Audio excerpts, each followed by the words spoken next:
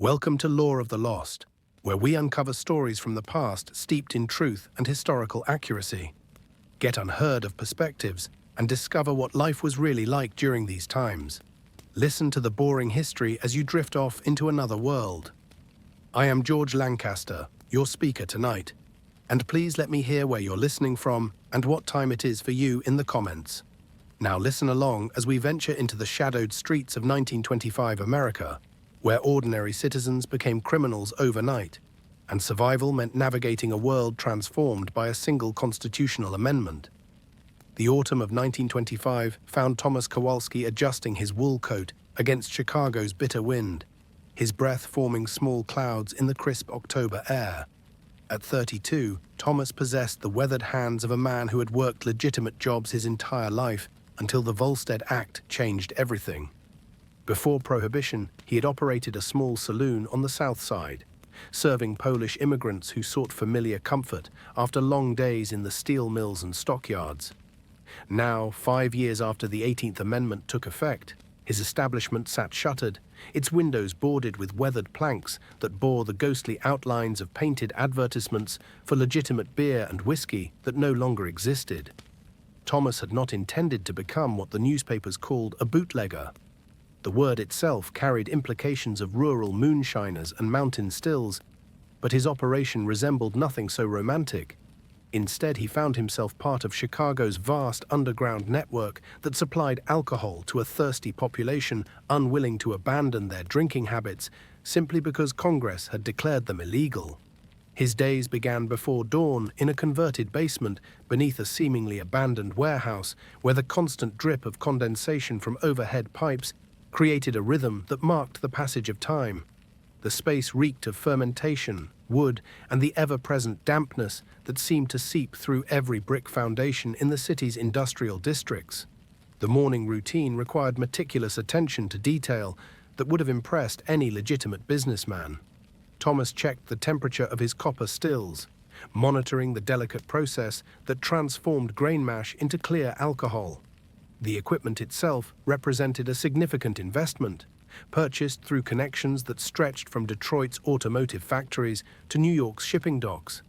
Each still bore the marks of careful craftsmanship, their copper surfaces polished to a dull gleam that reflected the flickering light of kerosene lamps.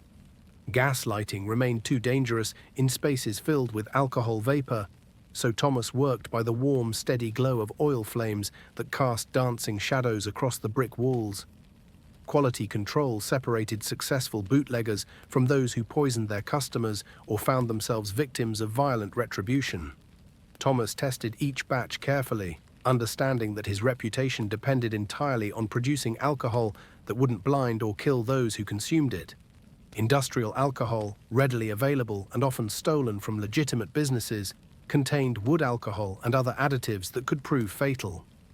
Redistilling this product required knowledge, patience, and equipment that many amateur bootleggers lacked.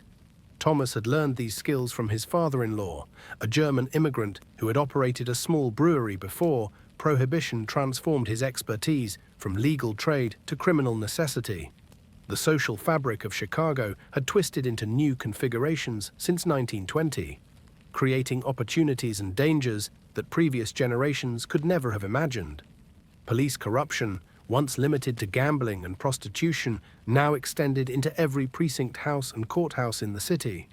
Thomas maintained relationships with 3 different police sergeants, each requiring monthly payments that consumed nearly 20% of his gross profits. These arrangements operated on unspoken understandings rather than explicit contracts. Money changed hands during seemingly casual encounters at barbershops, church socials, or corner grocery stores, always accompanied by conversations about weather, baseball, or family matters that provided plausible cover for any observers. Competition arrived from unexpected quarters as Prohibition created new criminal enterprises virtually overnight. Italian families, previously involved in smaller-scale illegal activities, expanded their operations to include alcohol distribution networks that stretched across multiple states. Irish gangs, long established in Chicago's political machinery, leveraged their connections with dock workers and teamsters to control importation routes from Canada and overseas. Thomas found himself negotiating territorial boundaries with men whose fathers had fought different battles in different countries, all now united by the peculiar democracy of American criminal opportunity that Prohibition had created. Transportation represented the most dangerous aspect of Thomas's daily routine, requiring him to move through a city where federal agents, local police, and rival bootleggers all posed different types of threats. His delivery truck, a 1923 Ford Model T modified with hidden compartments, could carry 40 cases of bottled alcohol concealed beneath false floors and behind removable panels. The vehicle's exterior bore the painted logo of Kowalski Brothers Plumbing, complete with contact information that connected to a legitimate telephone number answered by Thomas's wife, Mary, who maintained detailed records of fictional service calls that provided alibis for her husband's movements throughout the city. Federal agents represented a new breed of law enforcement that operated according to different rules than Chicago's traditional police force. Prohibition Bureau investigators answered to Washington rather than local political machines, making them simultaneously more honest and more dangerous than officers who could be bought with regular payments. Thomas learned to recognize their unmarked vehicles, their too new clothing, and their unfamiliarity with neighborhood rhythms that marked them as outsiders. These men carried federal warrants that could bypass local jurisdictions, and their arrests led to trials in federal courts where Chicago's political connections held little influence. Customer relationships required delicate balancing acts that would have challenged any legitimate businessman.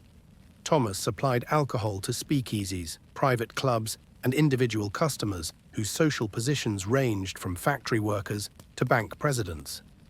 Each group demanded different levels of discretion, quality, and reliability. Speakeasy owners needed consistent weekly deliveries at predictable prices, while wealthy private customers paid premium rates for imported liquor that Thomas acquired through connections with Great Lakes smuggling operations. The social hypocrisy of Prohibition revealed itself daily as Thomas delivered alcohol to the same judges, prosecutors, and politicians who publicly supported the Volstead Act while privately maintaining well-stocked liquor cabinets. The economics of bootlegging operated according to principles that legitimate businesses rarely encountered. Profit margins remained extraordinarily high due to artificial scarcity created by legal prohibition, but overhead costs included bribes, protection payments, and losses from occasional raids that legitimate enterprises never faced.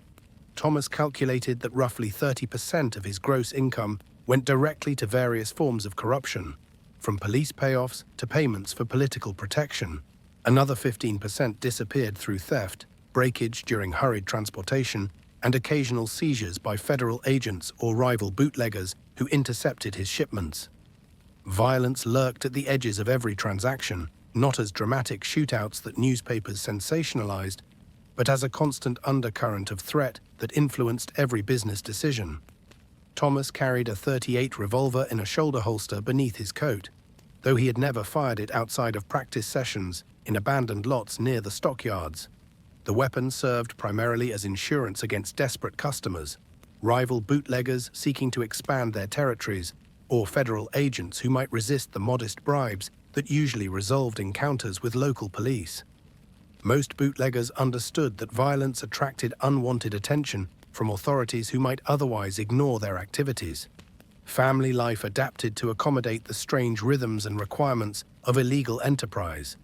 Mary Kowalski maintained the fiction that her husband operated a legitimate plumbing business, answering telephone calls with practiced efficiency and maintaining appointment books filled with fictional service calls.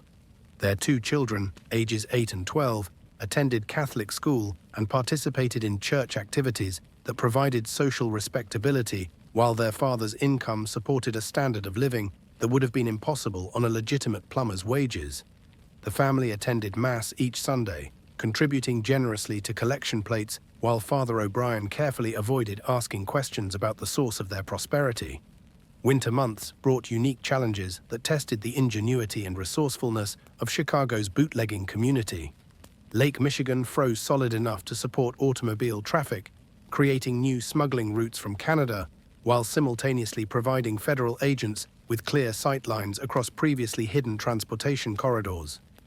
Thomas's basement operation required constant heating to maintain proper fermentation temperatures, but coal deliveries and heating oil purchases created paper trails that careful investigators might trace back to supposedly abandoned buildings.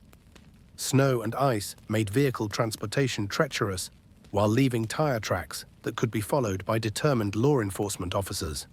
The speakeasy culture that emerged during Prohibition created new social dynamics that reflected broader changes in American society.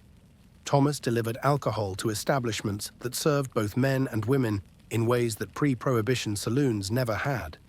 These venues featured jazz music, dancing, and social mixing across class lines that would have been impossible in earlier eras.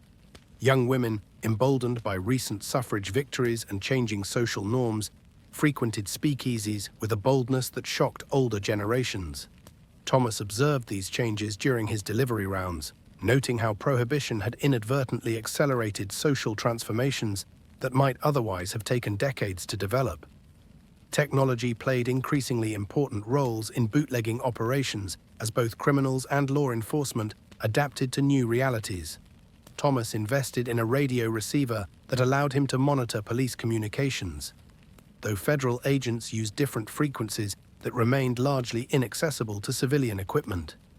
Telephone networks, still relatively new in working-class neighborhoods, enabled coordination between suppliers, distributors, and customers, while creating electronic records that careful investigators might eventually trace. Automobiles, becoming more reliable and affordable throughout the 1920s, transformed alcohol distribution from local neighborhood operations into regional enterprises that spanned multiple states. Spring brought renewal to Thomas's operation as warmer weather reopened transportation routes, while increasing demand from customers eager to celebrate after Chicago's brutal winters. The 1925 baseball season generated particular excitement as the Chicago White Sox sought to rebuild their reputation following the 1919 Black Sox scandal that had tarnished the city's sporting pride. Thomas supplied alcohol to informal gatherings where men discussed baseball, politics, and business while consuming liquor that technically made them all federal criminals. These social connections provided valuable intelligence about police activities, federal investigations, and rival bootleggers' operations. Legal alcohol remained available through prescription from physicians willing to certify that patients required spirits for medicinal purposes. Thomas maintained relationships with 3 different doctors who provided prescriptions for regular customers willing to pay premium prices for legitimately obtained liquor. These medical prescriptions, limited to 1 pint per patient per month, created artificial scarcity that drove prices higher while providing legal cover for customers whose social positions made illegal purchases too risky.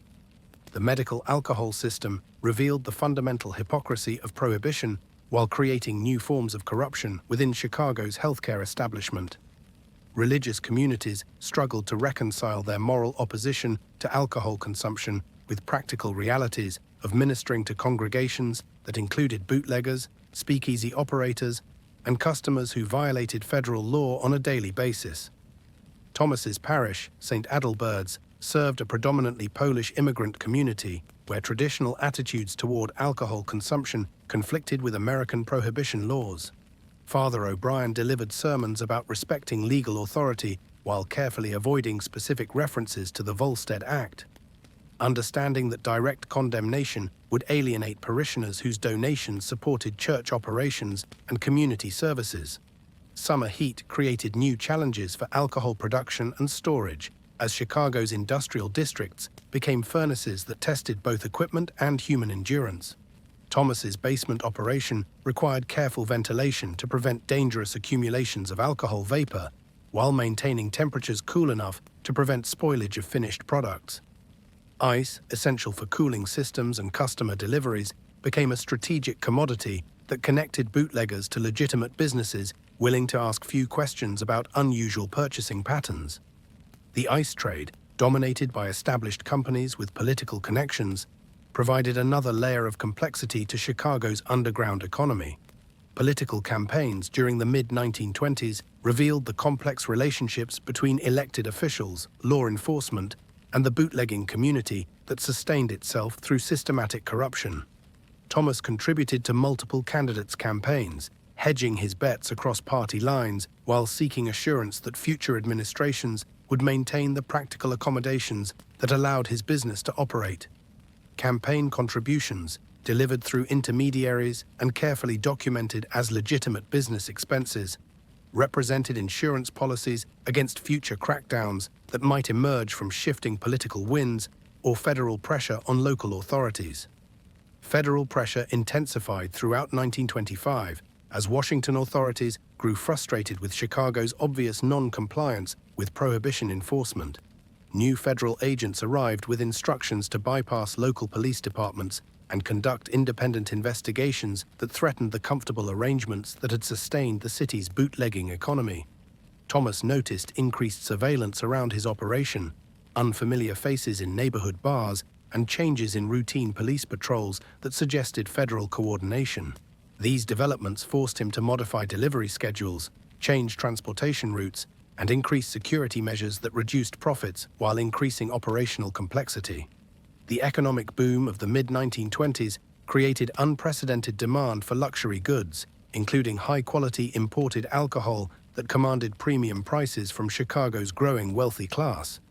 Thomas expanded his operation to include genuine Scotch whiskey, French champagne, and other imported spirits that arrived through Great Lakes, smuggling networks connected to Canadian suppliers. These premium products required different storage conditions, specialized handling, and discreet delivery methods that catered to customers whose social positions demanded absolute confidentiality.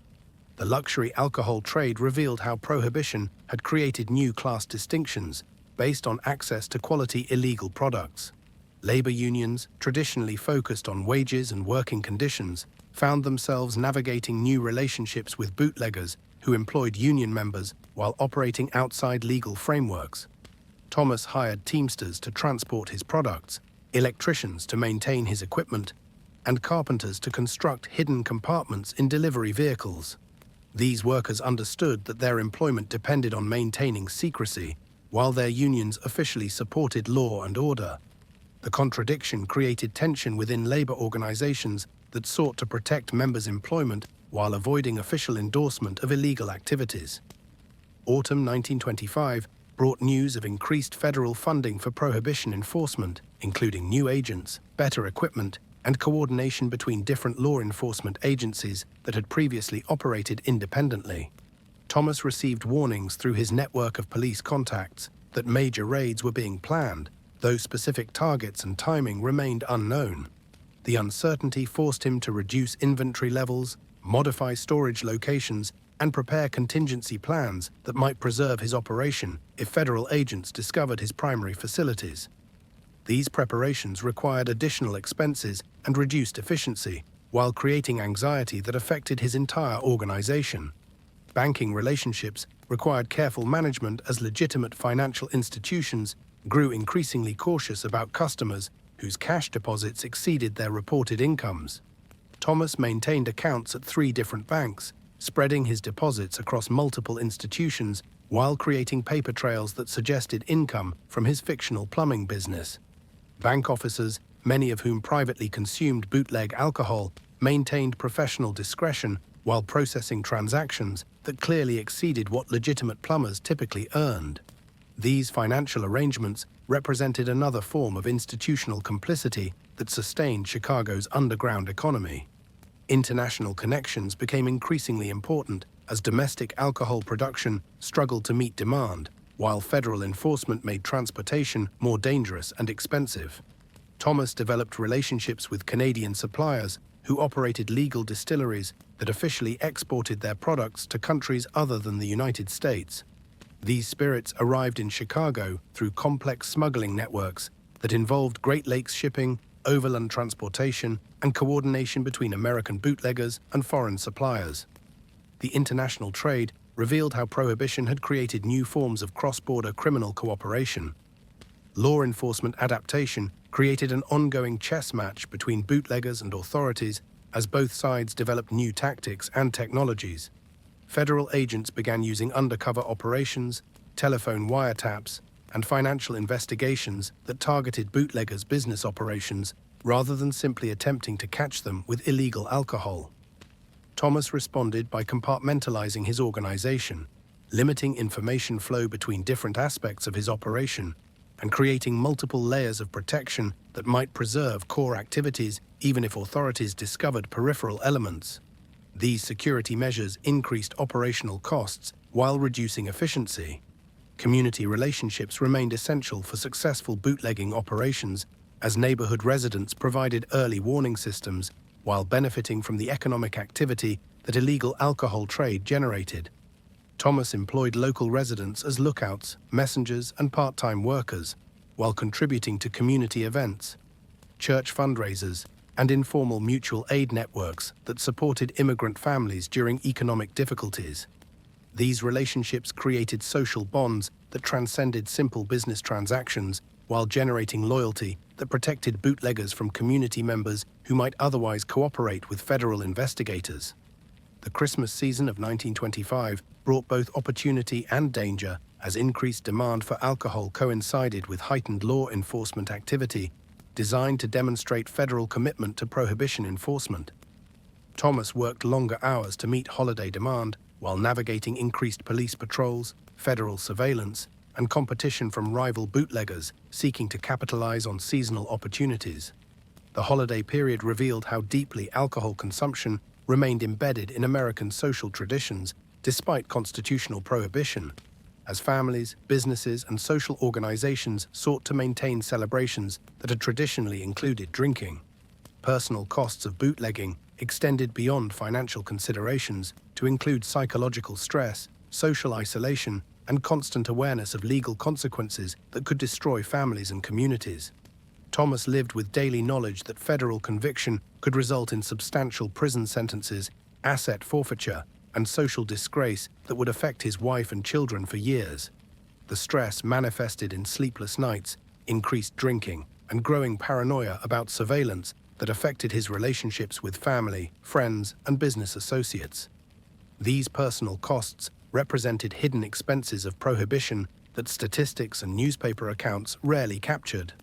As 1925 drew to a close, Thomas reflected on how profoundly prohibition had transformed American society, creating new forms of crime, corruption, and social division while failing to achieve its stated goals of reducing alcohol consumption or improving public morality. The law had criminalized behavior that millions of Americans considered normal and acceptable, creating a vast underground economy that corrupted police departments, court systems, and political institutions while generating enormous profits for those willing to risk federal prosecution. His own transformation from legitimate saloon keeper to federal criminal illustrated how quickly social norms could change and how ordinary citizens adapted to extraordinary circumstances, navigating a world where survival required constant vigilance, careful planning, and the ability to operate simultaneously within and outside the boundaries of American law. The law of this era reveals that prohibition created not just criminals, but an entire shadow society where ordinary people lived double lives, where corruption became routine, and where the American experiment with legislated morality produced consequences far different from those its advocates had envisioned.